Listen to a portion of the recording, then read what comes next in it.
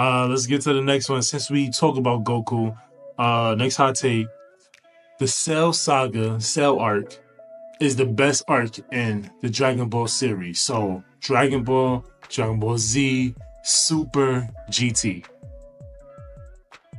Do you want to start that one off, or you want me to go ahead? Yo, when you really think about it, yo, it might be facts. It might be facts because, first of all, Gohan.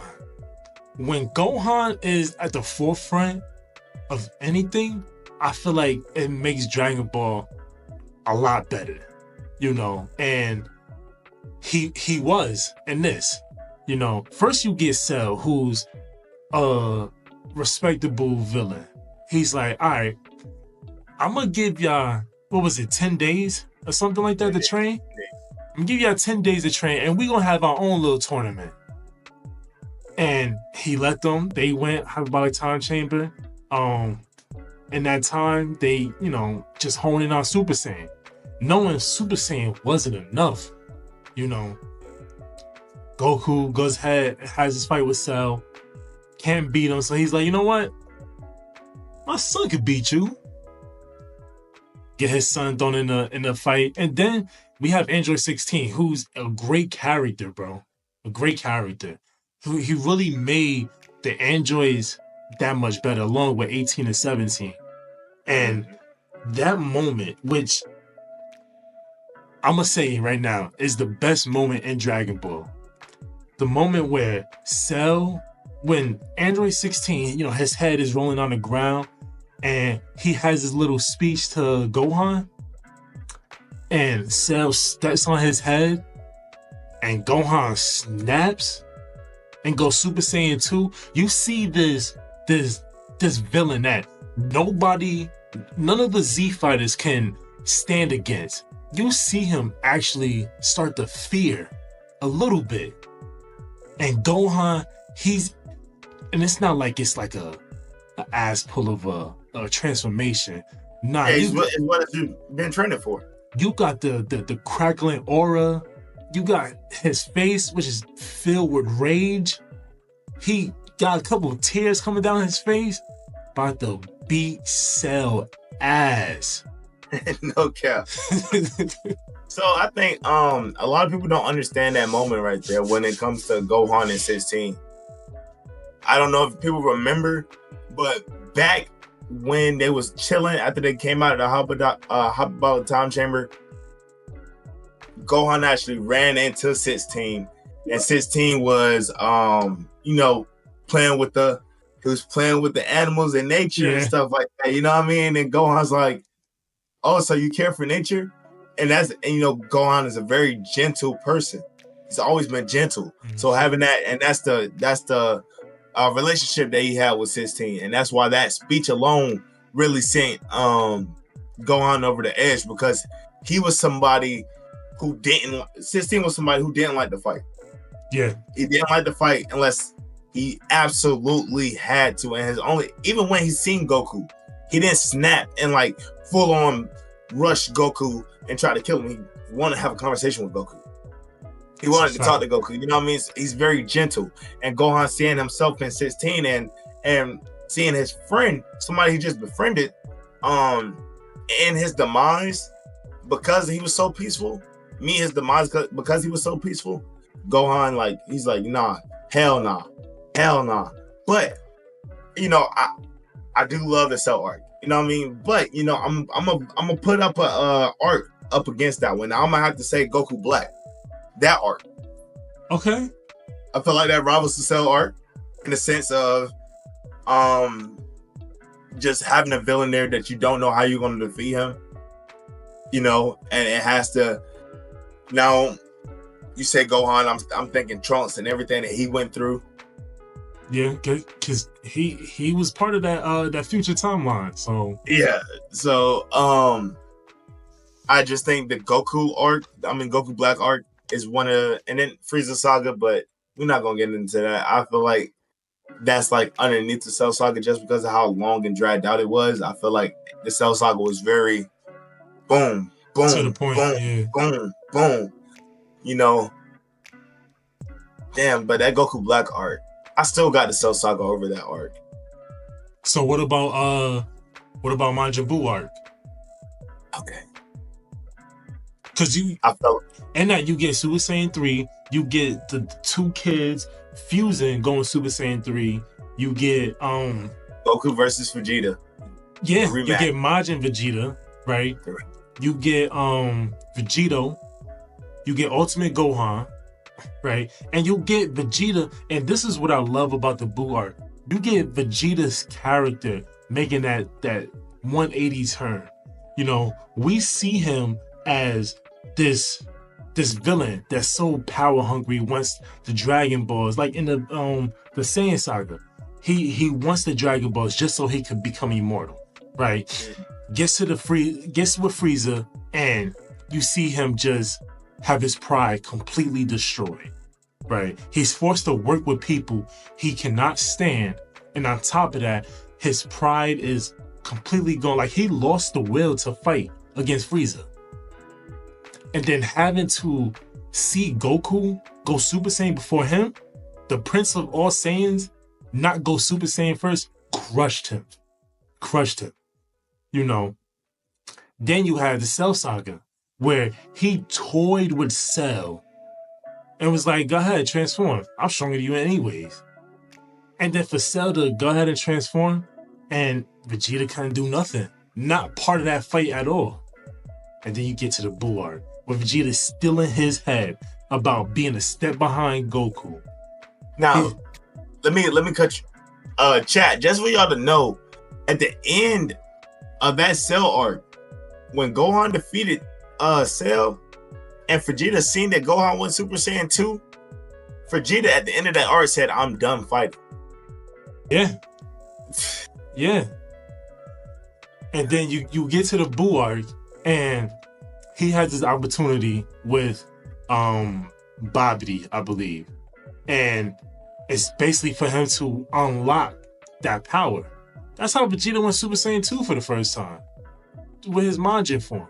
But he understood that, one, the fact that Goku was keeping up with him, and he was going all out, destroyed him. And he had that realization that, yo, we fighting for something bigger right now. My kids is in trouble. So he goes over there with Fat Buu, and he tells the kids, he tells kids, hey, yo, take care of your moms. Blew himself up. That's self-sacrifice, which turned Vegeta's character all the way around. And you asked me, Vegeta the best character, like, in Dragon Ball. Oh yeah, for sure. And just to elaborate on top of that, you knew Vegeta made that switch. If you guys remember back when they was on the Supreme God planet and they was looking for extra help to defeat Buu, what did Goku tell him to do? Wish Vegeta back to life. Right? We get that. And then I forgot what was said, but they was like, oh, we can't don't wish Vegeta back to life. He's not a pure hearted. He hasn't changed at all. But he did. I forgot what I have to pull up the clip. I have it for you guys, but I have to pull up the clip for when he changed, and that just that moment showed you the development for Vegeta. He went from using everybody that he's crossed paths with to try to achieve something better. He went from that to realizing that he wasn't the strongest Saiyan after he fought Goku in the Saiyan saga, to sacrificing himself for some Earthlings. He would have never done that. You know, and do we leave that all to Bulma? Was that Bulma doing? You know what I mean? But I think the Buu arc is a great arc, but towards at the beginning where we're getting all the dialogue, we're getting everybody coming together. When Super Buu came out and we got Ultimate Gohan and all that, I felt like that's where the downfall happened with the with the Boo arc. It was just fight. They didn't really necessarily focus too much on the dialogue, not how they did at the beginning of the arc. And I think that's why the Soul arc really overshines them, because we got dialogue and character development throughout the entirety of the arc, not to mention Trunks not wanting to transform while his father was right there. That is crazy work. The fate of the planet is here for you. Like, y'all could have defeated this nigga, but because your father is right there and you respect him as a Saiyan, you don't want to transform to show your father that you're stronger than him. We get Android 17 versus Piccolo. Probably one of my favorite fights in Dragon Ball. Dope. Yo, for real. Probably one of my favorite moments in Dragon Ball. The first episode, Trunks pulling up, slicing up Frieza like it ain't shit, cutting through that nigga like butter. Yeah, you was talking about the cells. Yeah, that's a fact. You know, we get that butter. For real. We get that. Then on top of that, we get the training aspect. Mm-hmm. You know, everybody training to get stronger. I think they could have. Yamcha, you had no business pulling up to the fight. Tien, you had no business pulling up to the fight. Just for real, y'all. Hold on. Don't sleep on Tien though. I'm not. I know the moment you talking about the second form Cell. He was able to hold back Cell. But how long was it? An hour or something like that? Yeah. He was able to hold back Cell doing that. Yo, Tien played his part. He did. He played his part. But the only downfall I don't like with Cell Saga is we could have saved if Goku would have fought Cell towards the end of the tournament. I definitely wanted to see everybody try to take down Cell, and then we get Goku versus Cell, and Goku bats out like, "Nah, I can't defeat him." And then Gohan steps in. I understand that. I feel like everybody should have played a part in that.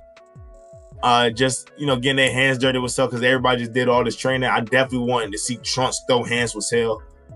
He tried though. He tried. Remember, this is when Trunks, he discovered about Super Saiyan Grade 2, the buff form. Yeah. And he went to go fight Cell, but Cell was telling him like, "Yo, you're stronger, but you're also slower." And Trunks had that little inner dialogue saying, "Yo, he's right. My father wouldn't do nothing like this, and he has the ability to do it." So Trunks definitely tried, but the strongest he could go was that Super Saiyan Grade 2. Or okay, Super Trunks is the name of the form. Yeah, Super Trunks. But in all be all, because I definitely think, just me personally, the Gohan going to high school and stuff like that was dope. I feel like they should have kept with like some of those parallels. Gohan teaching Videl how to fly. That was dope. I was definitely a kid watching that, trying to fly. Those are dope moments, for real. It's just Cell Saga is just more complete than the Buu Saga, than any other saga. It's just more complete. We get everything. We get everything. So what about let me see. Let's jump to Super. Because we got some good arcs in Super. What about the Tournament of Power? Nah. Well, I agree. That's just not. That shit's just not fucking with. Because at that time it was just you power up, I'm power up. You power up, I'm power up. You power up, I'm power up. You know what I'm saying? Yeah. That's all the Tournament of Power was. It was just fights on top of fights, which the fights was dope. Mm-hmm. Don't get me wrong, but it's just, again, that dialogue from the Cell Saga that we got, it doesn't beat that. I feel like if we're gonna put up an arc and we're talking Dragon Ball Z, I'm gonna go to Dragon Ball. I'm gonna say the first time, the first world tournament that Goku entered in. You know what I'm saying? If anybody remember the moment that Krillin died by getting his head stepped on by a demon, and they're all eating at the buffet. You know what I'm saying? Everybody, all the Z Warriors are eating at the buffet. Goku's not eating a damn thing. Goku didn't take a bite of his food. Everybody's asking Goku, "What's wrong?" Goku's like, I don't know. Something don't feel right. And then he felt Krillin energy leave this fucking earth. He jumped up out his table and ran over there to see Krillin dead body laying there.